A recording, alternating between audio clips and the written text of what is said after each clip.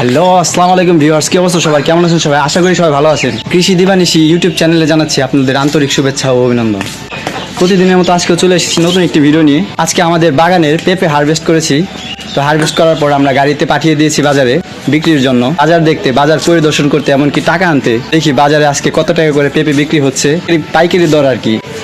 তো চলেন আমাদের সাথে যাচ্ছে আমাদের এলাকার মাননীয় প্রধান উপদেষ্টা নাজমুল হক ওরফে কাটাপ্পা। আর এই যে আমাদের সাথে রয়েছে গান্ধীজি, এখন মরে ভূত হয়ে গেছে। আমাদের সাথে থাকুন। এটা কোনো বনানীয় নয়, ব্যাটারি গুলিও নয়, এটা হলো আমাদের এলাকার রাস্তা এবং এইখানেতে অনেক মহিলারা বসবাস করে এবং বিজ্ঞানীদের মতন গবেষণা করে এলাকায় কি করবো না করবো। তাহলে আমরা চলে এসেছি গারাগোল বাজারে। তো গারাগোল বাজার থেকে ওরে বাপ, গারাগোল বাজার থেকে বাম দিকে যেতে হবে আমাদের আরতে। এখানে রাস্তা, নতুন রাস্তা হচ্ছে, যে কারণে রাস্তা অনেক ধোলা। আপনারা দেখতে পাচ্ছেন বন্ধুরা, শেখ হাসিনার আমলে এই রাস্তাটি হচ্ছিল, হঠাৎ করে সরকার পালিয়ে গেছে। তো এই রাস্তার কাজ মাঝখানে 1 বছর বন্ধ ছিল, তো আবার নতুন করে এই রাস্তার কাজ ধরছে। তো আশা করি এবার রাস্তার কাজ শেষ হবে। রাস্তার অনেকদিন যাবতই এই রাস্তার কাজ এভাবে পড়েছিল, রাস্তার কাজগুলা বন্ধ ছিল। তো বন্ধ থাকার কারণে এই রাস্তার আশেপাশে যে যে কৃষকরা জমি চাষ করেছে তাদেরকে অনেক ক্ষতির সম্মুখীন হতে হয়েছে। রাস্তা দিয়ে আমরা যখন বাইক বা কোনো কিছু চালিয়ে যাই, তখন এই রাস্তার ধুলা উড়ে গিয়ে তার ফসলের কি অবস্থা। এপাশে বাম পাশে একটি পেঁপে গাছ, পেঁপে গাছের তো বোঝা আপনারা দেখতে পাচ্ছেন। আমরা আসলে বাইক নিয়ে যাচ্ছি, বাট আমাদের ওভারটেক করে আমাদের ধুলা খাইয়ে গাইস দেখছেন গাইস, এটাই বাংলাদেশ। ভিডিও একটু বন্ধ কর, রাখবো ভাই মোহাম্মদ চোখ পানি রাখবো। ধুলা খাওয়াই দেখা হয়তো না মনে একটা আমার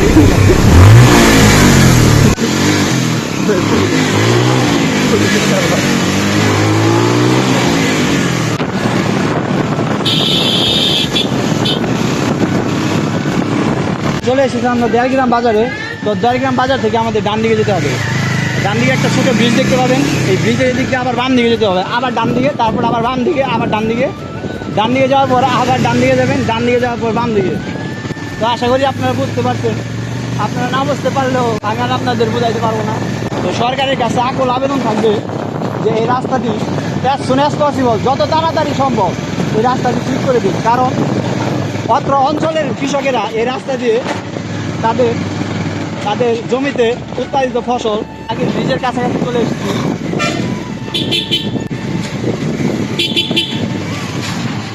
সামনে একটি গাড়ি বন্ধ করে দিবে, এদের ভিডিও করে লাভ নাই তো।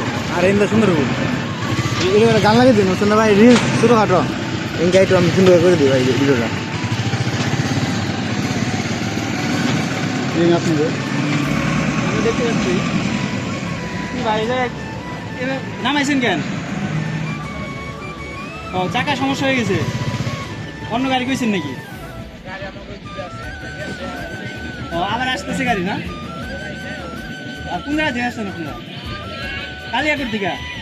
এত দূর, ওই জায়গায় আরো নাই?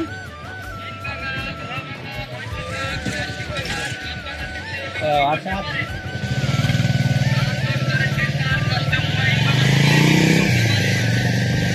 ভাইয়াটা কালিয়াকোট থেকে আসছে পেঁপে নিয়ে, পেঁপে বিক্রি করার জন্য। আসলে অত্র এলাকার মধ্যে আমাদের এই একটাই আড়ত, যে আড়তে অনেক দূর দূরান্ত থেকে মানুষ তাদের উৎপাদিত পণ্য বাজারজাতকরণ করে, মানে পাইকারি দামে বিক্রি করে আর কি। আমরা প্রায় চলে এসেছি আড়তের কাছে, আর 2 মিনিট লাগবে।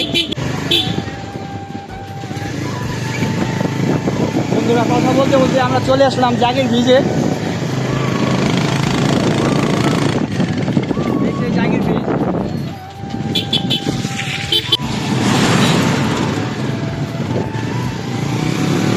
ডান দিকে যাওয়ার পর সামনে কিন্তু হুমকি আছে, ডান দিকে যেতে হবে। এই যে সে আমাদের পেঁপে বাজার কিছু নাই, সামনে আছে।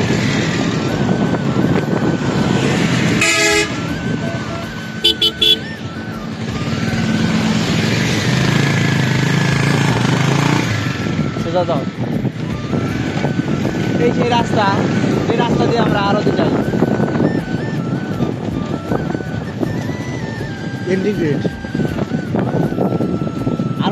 আরতটা আজকে ফাঁকা ফাঁকা লাগতেছে। আমরা কি অনেক পরে চলে এসেছি বন্ধুরা? আমরা কি অনেক পরে চলে এসেছি?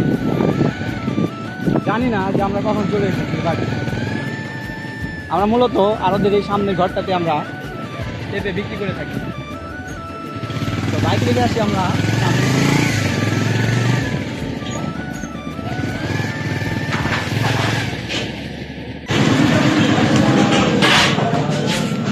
চলে এসেছি আমরা আরদে।